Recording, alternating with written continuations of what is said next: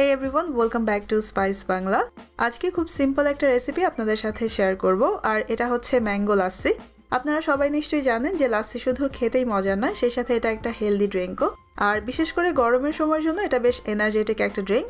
আমি আশা করছি আমার আজকের রেসিপিটা আপনাদের কাছে ভালো লাগবে।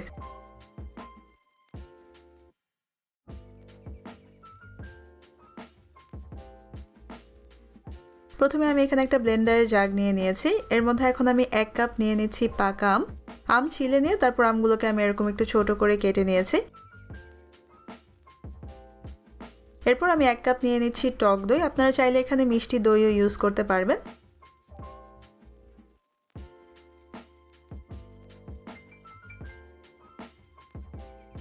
আর আমি 2 টেবিল চামচ ভরে নিয়ে নিচ্ছি গুঁড়া দুধ। গুঁড়া দুধটা আমি এখানে অ্যাড করেছি টেস্টটা কিছুটা বাড়ানোর জন্য, তবে আপনারা চাইলে এটা বাদ দিয়েও করতে পারবেন। এরপর আমি 3 টেবিল চামচ দিয়ে দিচ্ছি চিনি। তবে আপনারা কেউ যদি এখানে মিষ্টি দইটা ইউজ করেন সেক্ষেত্রে চিনির পরিমাণটা আপনারা একটু কমিয়ে দিতে পারেন বা না দিলেও চলবে, কারণ পাকা আমটা এমনিতেও মিষ্টি হয়, সেই সাথে মিষ্টি দই অ্যাড করলে আর এক্সট্রা চিনির দরকার হয় না। এরপর আমি 5-6টা দিয়ে দিচ্ছি আইস কিউব।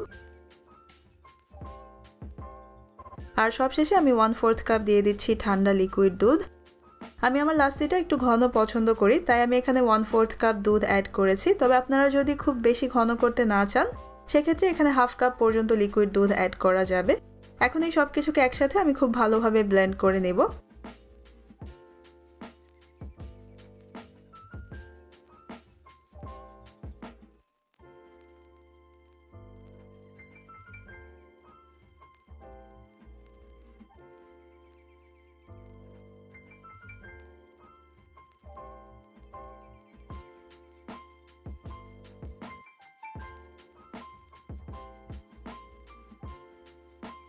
ব্লেন্ড করা হয়ে গেছে, লাসি আমি এখন একটা গ্লাসে ঢেলে নিচ্ছি। আর আমি আজকে এখানে যতটুকু লাসি বানিয়েছি তা দিয়ে 2টো লাসি সার্ভ করা যাবে। তবে আপনারা যদি আরও বেশি করে বানাতে চান সেক্ষেত্রে সবগুলো উপকরণ সেভাবে করে বাড়িয়ে নিতে হবে।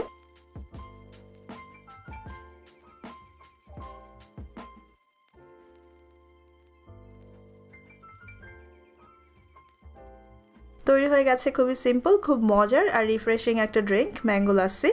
আশা করছি রেসিপিটা আপনারা বাসায় ট্রাই করবেন আর বাসায় বানালে আমাকে জানাতে পারেন আপনাদের কাছে কেমন লেগেছে।